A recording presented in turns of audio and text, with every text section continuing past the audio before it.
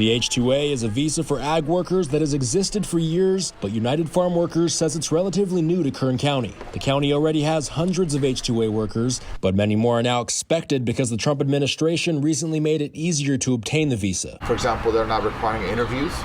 Normally the process was that before they would come, they would have to be interviewed to make sure that everything's okay. The new, less stringent rules coming as part of President Trump's executive order last week temporarily suspending immigration into the U.S. This will ensure that unemployed Americans of all backgrounds will be first in line for jobs as our economy reopens. But some, like Armando Elenis, the Secretary-Treasurer for UFW, questioning the intentions of the executive order, saying it's contradictory that the president wants to preserve jobs for Americans, yet also made it easier for foreign workers to fill jobs in the ag business. So which one is it? And because he says the ag industry isn't hurting for workers. In fact, he says it's the opposite. You have all these restaurant workers, you have all these construction workers who used to be farm workers, all of a sudden out of a job, and you're undocumented.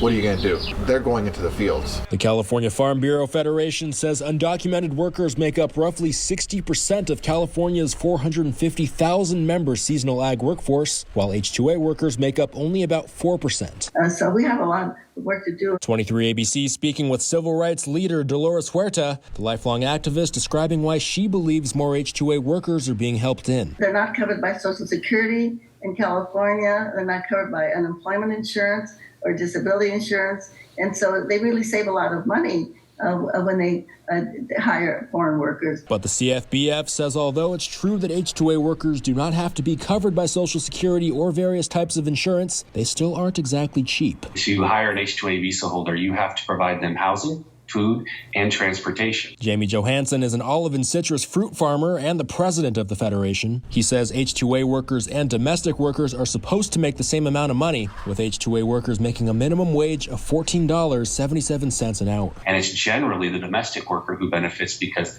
with the adverse effect wage rate and everything else, it will raise their wage rates. President Trump says the executive order will last 60 days. He'll decide then whether or not he wants to amend or extend it.